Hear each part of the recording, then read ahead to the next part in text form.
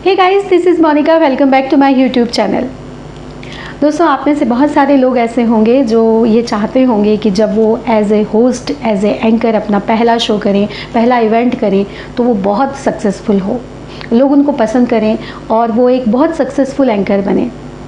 मैंने एंकरिंग के बारे में बहुत सारे टिप्स आपको दिए हैं, बहुत सारी बातें आपसे कही है, लेकिन मुझे लगता है कि इस फील्ड के बारे में मैं जितना नॉलेज आपको दूँ उतना कम होगा। मैंने आज पूरा होमवर्क किया है, डायरी में बहुत सारे नोट्स बनाए हैं और आपके लिए 10 ऐसे टिप्स लेकर आई हूँ जो आपको बहुत ज़्यादा काम आएंगे एक सक्सेसफुल एंकर बनने के लिए। तो यदि आप भी एक सक्सेसफुल एंकर बनना चाहते हैं, एक बेहतरीन एंकर बनना चाहते हैं, तो आज का वीडियो खास आप ही के लिए है। तो जी, मैंने जो भी होमवर्क किया या जिस डायरी में जो भी नोट्स बनाए हैं सारे आपके हवाले करती हूँ और आपको बेहतरीन 10 टिप्स देती हूँ एक सक्सेसफुल एंकर बनने के लिए। तो फटाफट से शुरू करते हैं आज का वीडियो।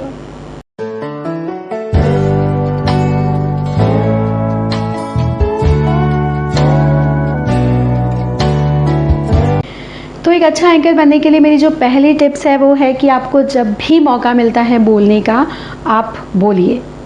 कई लोग वेट करते रहते हैं कि भाई एंकर तो बनना है, लेकिन कोई एक बड़ा इवेंट होगा, ग्रैंड इवेंट होगा और उसमें मैं होस्ट करूँगा या करूँगी। तो ऐसा नहीं होता। आपको शुरुआत अपने घर से करनी पड़ती है। आपकी फैमिली, फ्रेंड्स में कहीं कोई शादी हो, कोई फंक्शन हो, तो वहाँ पर आप होस्ट कर सकते हैं, एंकरिंग कर सकते हैं। बस माइक उठाइए और शुरू हो जाइए, क्योंकि शुरुआत में हम कई गलतियाँ करते हैं और हम अपनी गलतियों से ही सीखते हैं। तो इसलिए वेट मत कीजिए कि कोई एक बड़ा इवेंट होगा और आप उसकी तैयारी करके उसको होस्ट करेंगे। उसके लिए बहुत वक्त लग जाएगा। आपको शुरुआत घर से ही करनी होगी। तो इसलिए जब भी मौका मिले बस बोलना शुरू कर दीजिए। तो भाई, अच्छा एंकर बनने के लिए मेरी जो दूसरी टिप्स है वो ये है कि आपकी भाषा बहुत अच्छी होनी चाहिए। मेरे ख्याल से ये बात मैं अपने हर दूसरे या तीसरे वीडियो में आपको बोलती हूँ कि यदि आपको अच्छा स्पीकर बनना है तो आपकी जो भाषा है वो बहुत अच्छी होनी चाहिए। आपकी भाषा पर पकड़ बहुत मजबूत होनी चाहिए। इसका ये मतलब नहीं है कि आपको भाषा को कहीं से ढूंढ के पकड़ना है। आपको अपनी भाषा को समृद्ध बनाना है, अपनी वोकेबलरी को इम्प्रूव करना है, स्ट्रॉन्ग बनाना है, नए नए शब्दों को सीखना है और उनका उपयोग करना है। जब आप अच्छे अच्छे शब्दों के, वज़नदार शब्दों का इस्तेमाल करते हैं, अच्छी हिंदी बोलते हैं, या अगर आप अंग्रेज़ी का प्रयोग करते हैं तो अच्छे लेवल की अंग्रेज़ी बोलते हैं, अच्छे शब्द उसमें लेकर आते हैं, तो आपकी जो एंकरिंग है वो और भी ज़्यादा निखरती है। भाई, जो तीसरा पॉइंट है वो बहुत ही ज़्यादा इंटरेस्टिंग है, क्योंकि वो है शेर व शायरी और कविताएँ। भाई, अगर आपको एंकरिंग के फील्ड में उतरना है तो आपको थोड़ी सी शेर व शायरी, कविताएँ, दोहे, मुहावरे, किस्से, कहानियाँ, ये तो आने ही चाहिए, क्योंकि इनके बिना तो एंकरिंग बिल्कुल अधूरी है, फीकी सी है।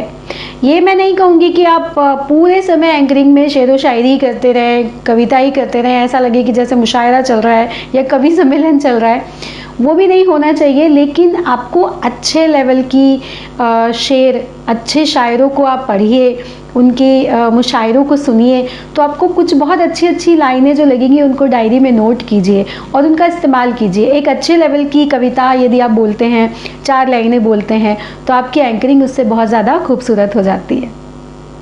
चौथा जो पॉइंट है वो तो मेरा भी फेवरेट है और मैं भी इस पर काम कर रही हूँ, मैं भी खुद को इम्प्रूव करने की कोशिश कर रही हूँ। तो वो है कि आप खुद को बेहतर बनाएं।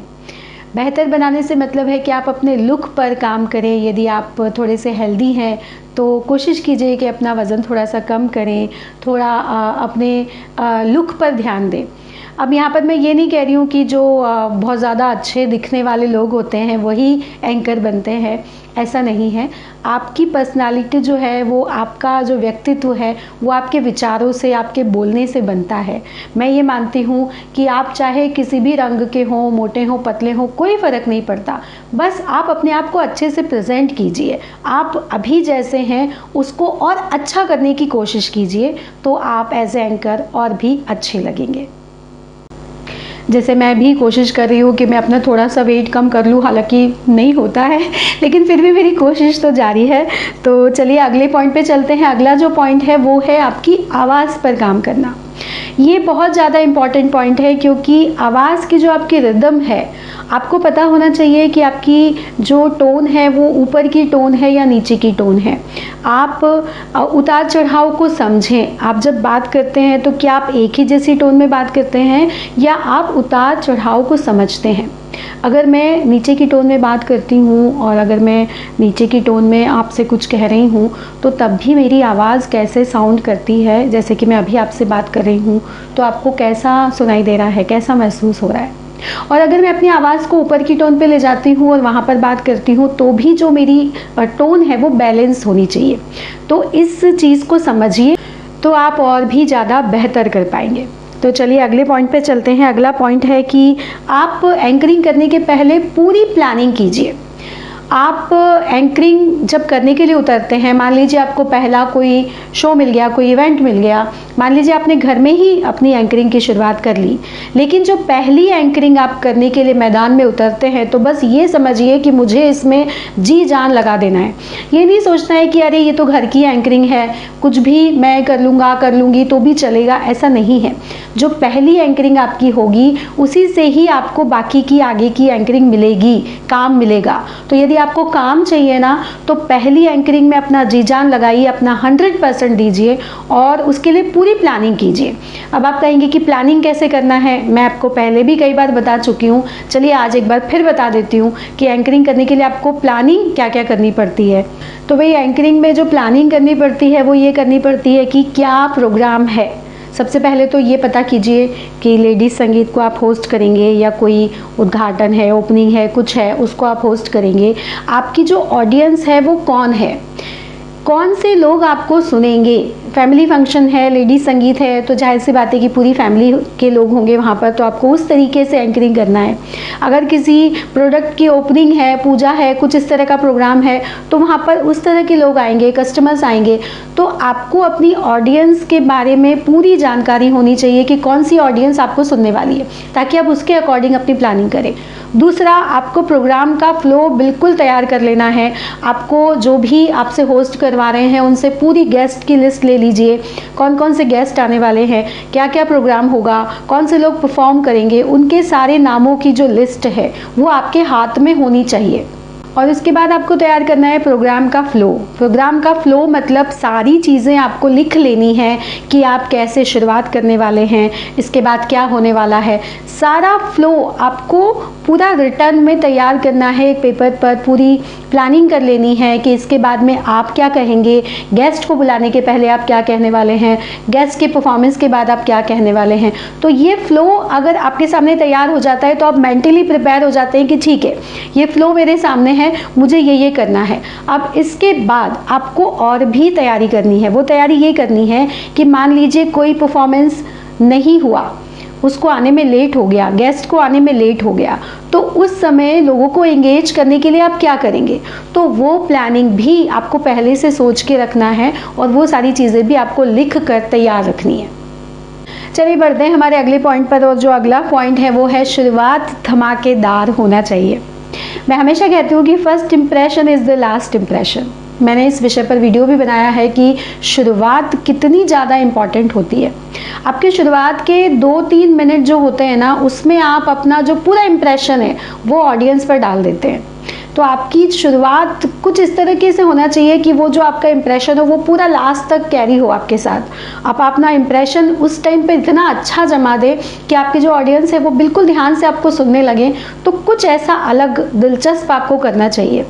और इसमें मैं आपको ये कहूँगी कि आपकी जो स्किल्स हो उसका आपको इसमें यूज़ करना चाहिए। आप कहेंगे कि भाई स्किल्स का यूज़ कैसे करें, तो जैसे कुछ लोग बहुत अच्छा डांस करते हैं तो आप डांस करते हुए अपनी एंट्री ले सकते हैं। आप ऑडियंस के बीच में से डांस करते हुए आइए और स्टेज पर पहुंचिए, तो वो भी बहुत ज़्यादा अच्छा लगेगा। कुछ लोग बहुत अच्छा गाते हैं तो आप किसी सॉन्ग की कुछ लाइनों को गुनगुनाते हुए स्टेज पर पहुंचिए। आप किसी शेर व शायरी से भी अपनी एंकरिंग की शुरुआत कर सकते हैं, किसी कविता से अपनी एंकरिंग की शुरुआत कर सकते हैं जो बहुत ज़्यादा कैची हो, बहुत ज़्यादा अच्छी हो। तो वो 4 लाइन की कविता आप सुनाते सुनाते स्टेज पर पहुंचिए। यदि आपकी आवाज़ बहुत ज़्यादा अच्छी है तो आप स्टेज के पीछे से पहले अनाउंस कर दीजिए और उसके बाद स्टेज पर अपनी एंट्री लीजिए। आप स्टेज के पीछे से कुछ इस तरह से अनाउंस कर सकते हैं, जैसे कि मैं एग्जांपल देके बताती हूँ कि लेडीज़ एंड जेंटलमैन, हम सभी रिश्तों की डोर से बंधे हैं। हमारे जीवन में यदि रिश्ते न हो तो हम सब अधूरे हैं।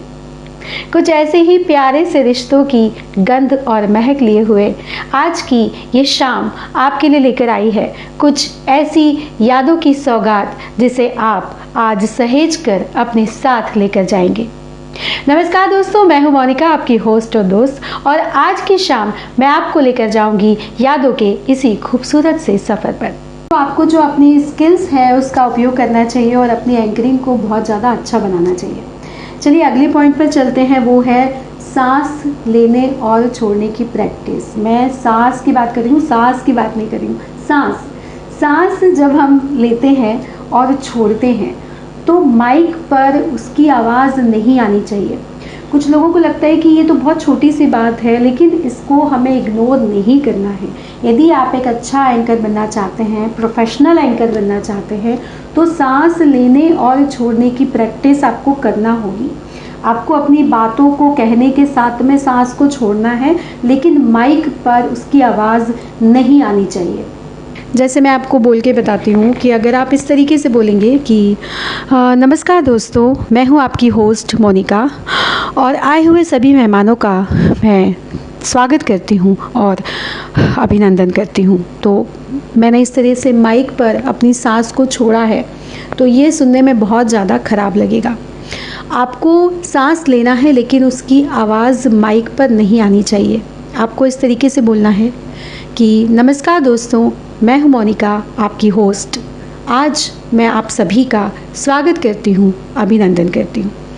अब आपको मेरी सांस की आवाज़ नहीं आई होगी, तो इस तरीके से आपको अपनी सांस को लेने और छोड़ने की प्रैक्टिस ज़रूर करना है। जब भी आप माइक पर बोलते हैं तो माइक को थोड़ा सा अपने से दूर कर दीजिए। जब आपको लग रहा है कि आप सांस छोड़ रहे हैं तो आपको माइक को हल्का सा दूर कर देना चाहिए।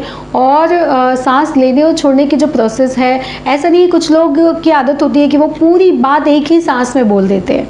जब आप इस तरीके से करते हैं तो सांस फिर लास्ट में एकदम से तेज़ी से आप छोड़ते हैं और वो बहुत ख़राब साउंड करती है। तो आपको बोलने के दौरान ही सांस को लेना है और छोड़ना है, और इसकी प्रैक्टिस आपको धीरे धीरे आप प्रैक्टिस करेंगे तो इसकी आदत आपको हो जाएगी। तो इस बात का बिल्कुल आप ख्याल रखिए। चलिए अब हम अगले पॉइंट पर बढ़ते हैं, वो बहुत ज़्यादा इंटरेस्टिंग है। वो है आपको अपने ओरिजिनल टोन में ही बात करनी है।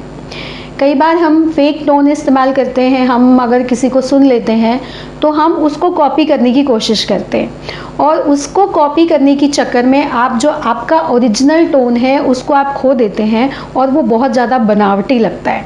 क्योंकि आप जिस तरह के टोन में दिन रात बात करते हैं, जो आपका ओरिजिनल टोन है, यदि आप उसमें एंकरिंग नहीं करेंगे, फेक टोन का इस्तेमाल करेंगे, तो भाई स्टेज पे तो सारी चीज़ें बिल्कुल कांच की तरह दिखती हैं। यदि आप वहाँ पर फेक टोन का इस्तेमाल करेंगे तो आप बिल्कुल हंसी के पात्र बन जाएंगे। तो ऐसा बिल्कुल मत कीजिए, अपने ओरिजिनल टोन में ही एंकरिंग कीजिए, फेक टोन का इस्तेमाल बिल्कुल मत कीजिए। और लास्ट जो पॉइंट है, बट नॉट द लीस्ट, वो ये है कि आपको जो आपकी लोकल भाषा है या आपकी जो मदर टंग है, जो मातृभाषा है, उसका इन्फ्लुएंस आप जिस भाषा में एंकरिंग करते हैं उस पर बिल्कुल नहीं दिखना चाहिए। कुछ लोग हो सकता है घर पर गुजराती या मराठी भाषा में बोलते हों, या एमपी में कई हिस्से में, जैसे मैं मालवा से आती हूँ तो वहाँ पर मालवी बोली जाती है, निमाड़ी बोली जाती है। तो इस तरह की भाषा जब हम बोलते हैं तो हमारा एक टोन डेवलप हो जाता है, और उसी टोन में फिर हम हिंदी या इंग्लिश जब हम बोलते हैं तो उसी टोन में हम बोलने लगते हैं। वो बहुत अजीब लगता है। आप कोशिश कीजिएगा कि आपका जो मदर टंग का इन्फ्लुएंस है वो उस भाषा में न आए जिस भाषा का आप इस्तेमाल एंकरिंग में कर रहे हैं। जैसे हमारे एमपी में मालवा में मालवी बोली जाती है, तो मालवी बोलने वालों में एक वो इन्फ्लुएंस, क्योंकि मैं वहाँ से हूँ तो इसलिए मैं आपको एग्जांपल दे सकती हूँ कि अगर उसका इन्फ्लुएंस आपके अंदर है तो आप कुछ इस तरीके से बोलेंगे कि मैं मोनिका आप सभी की दोस्त, आज आप सबका इस कार्यक्रम में बहुत बहुत स्वागत करती हूँ और बहुत बहुत अभिनंदन करती हूँ, और मैं उम्मीद करूँगी कि आज का ये जो हमारा कार्यक्रम है वो बहुत ज़्यादा ही सफल होगा। तो ये मेरी जो मालवी मदर टंग है, जो भाषा है, उसका इन्फ्लुएंस है, उसका प्रभाव है। लेकिन हिंदी जब हम बोलते हैं तो वो इस तरीके से नहीं बोली जाती है। जब हम किसी भाषा को बोलते हैं तो उसका जो एक्सेंट है वो बिल्कुल वैसा ही होना चाहिए जैसा वो ओरिजिनल में है, वास्तविक रूप में है। हमारी मातृभाषा का असर, हमारी जो रीजनल लैंग्वेज है उसका असर उस भाषा पर बिल्कुल नहीं आना चाहिए जिस भाषा में हम होस्ट करते हैं, क्योंकि वो प्रोफेशनली अच्छा नहीं दिखता। जब आप प्रोफेशनल एंकरिंग करते हैं, बहुत ज़्यादा आगे बढ़ते हैं, तो ये सारी चीज़ें बहुत मैटर करती है। हो सकता है कि आप लोकल इस तरह की चीज़ों के साथ आगे बढ़ भी जाएं, लेकिन अगर आप इस चीज़ को बहुत आगे लेके जाना चाहते हैं तो इन सारी चीज़ों पर आपको काम करना चाहिए। और आपको अगर अच्छे से उस भाषा को बोलना है तो उसका सही एक्सेंट को सीखना पड़ेगा आपको, और उसके जो सारे शब्द हैं वो सही तरीके से बोलिए, उसमें बिल्कुल भी इस तरह की गलती आप मत कीजिए। तो दोस्तों, ये थे वो 10 बेहतरीन टिप्स जिनको अपनाकर, जिनको अमल में लाकर आप एक शानदार एंकर बन सकते हैं। और कोशिश कीजिएगा, मेहनत बहुत कीजिएगा, खुद को सुधारने की कोशिश कीजिएगा, खुद को बेहतर बनाने की कोशिश कीजिएगा, क्योंकि हम सभी सीखते रहते हैं। नया नया सीखिए और उसको अमल में लाइए तो आपको सफलता ज़रूर मिलेगी। मेरी शुभकामनाएं आपके साथ हैं।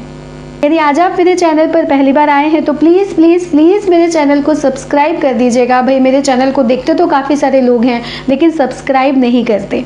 सब्सक्राइब कर दीजिएगा, क्योंकि इससे मुझे हौसला मिलता है, खुशी मिलेगी। साथ ही मेरा वीडियो अच्छा लगा हो तो इसे लाइक भी कीजिएगा, शेयर कर दीजिएगा, ताकि ये ज़्यादा से ज़्यादा लोगों तक पहुँचे। और यदि कोई व्यक्ति अच्छा स्पीकर बनना चाहता है, एंकर बनना चाहता है, तो उस तक मेरे वीडियो पहुँचे और उसकी मदद हो सके। आपके यदि कोई सुझाव है तो आप मुझे कमेंट बॉक्स में दे सकते हैं, या फिर आप मुझे मेल कर सकते हैं। मेरा जो मेल आईडी है, मेरा जो इंस्टाग्राम आईडी है और मेरा जो फेसबुक का पेज है, तीनों के लिंक मैंने नीचे डिस्क्रिप्शन बॉक्स में दिए हैं। आप मुझे फॉलो कर सकते हैं और मुझे मैसेज कर सकते हैं और अपने सुझाव दे सकते हैं। दोस्तों, आपका जो इतना सारा प्यार और सपोर्ट मुझे मिलता है उसके लिए आपका तहे दिल से शुक्रिया। आपके जितने भी कमेंट्स आते हैं, मैं कोशिश करती हूँ कि मैं सभी का जवाब दूँ, लेकिन कई बार मैं सबका जवाब नहीं दे पाती हूँ, लेकिन फिर भी मैं सभी को शुक्रिया अदा करती हूँ, धन्यवाद देती हूँ। आप में से कई लोग मुझसे स्क्रिप्ट भी मांगते हैं किसी विषय पर।